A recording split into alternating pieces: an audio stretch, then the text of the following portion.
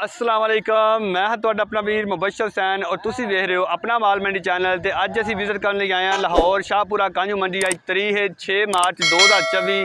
तो अज असी वेखन आए हैं कुरबानी के जानवर छतरे बकरे मुंदरे और वैड़े और लोगों नाल गल करके तुहानू रेट लैके देने मंडी के की सूरत हाल है हालात दसदे हैं। तो साडे चैनल पर जोड़े दोस्त नवे आते हैं उन्होंने अगे गुजारिश है कि लाइक तो कमेंट भी करा करो और सबसक्राइब करो। साडा चैनल नवा है तो तुहाडी सपोर्ट की बड़ी लोड़ है। तो आओ असीं लोगों नाल गल करते हैं और रेट पुछते हैं। लो जी बिस्मिल्लाहिर्रहमानिर्रहीम। लो जी सब नाल पहला सानू कस्टमर मिले ने, इन्हें आके इत्थे जानवर खरीदया। माशाअल्लाह बड़ा सोहना तो खूबसूरत जानवर है। तो इन्हों को मंडी के हालात भी पुछते हैं तो इन्होंने जानवर की खूबसूरती वेख के तो इन्हों को जानवर का रेट भी पुछते हैं कि किन्ने का खरीदा। जी अस्सलाम वालेकुम। वालेकुम अस्सलाम जी भाई की हाल जी? शुक्र अल्लाह पाक दा। अच्छा भाई किहड़ी जगह तो आए हो? अही आए हैं गुजराले किहड़ी जगह तो? अलीपुर चौक दे नाल अलीपुर चौक तो गोंदलान पिंड। ते ये किन्ने दा जानवर खरीदया जी? ए लिया 277 दा। 277 दा माशाअल्लाह जानवर तो तुहानू बड़ा सोहना मिल गया है। तो तुहाडे ख्याल के मुताबिक मकबूल मिला कि महंगा मिला? नहीं कोई महंगा ही है पिछले साल निस्बत।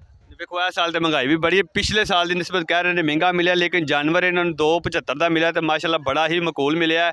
माशाअल्लाह जानवर भी इन्हों 5-6 मन का है वे। तो मंडी के उंज वैसे की हालात जा रहे हैं? मंडी बहुत टाइट है, अगे अगे अगे लेकिन दोस्तों जिन्हें वक्त तो पहला लेना है आके मंडी च विजिट करके लेना चाहिए कि नहीं? फिलहाल तो जो सूरत हाल चलती है जो होनी है इन्होंने तो ईद बना ली है। ईद तो पहले ईद आ गई है, बाकी गल्लां तो बाद दियां ने। ईद ते आके फिर वेखो की बनेगा।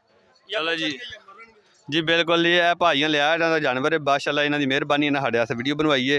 तो इन्हों जानवर खूबसूरत इन्होंने मिलिया भी मकबूल रेट ते वे जी। ये 5 जानवर खलोते हैं साहिवाल के इको जे। तो इन्हें 5 का बाबे हरां लाता 7.5 लाख रुपया मुल।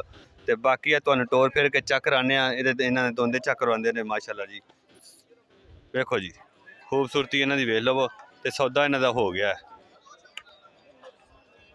माशाअल्लाह जी। सौदा इन्हों का हो गया 7.5 लाख के 5।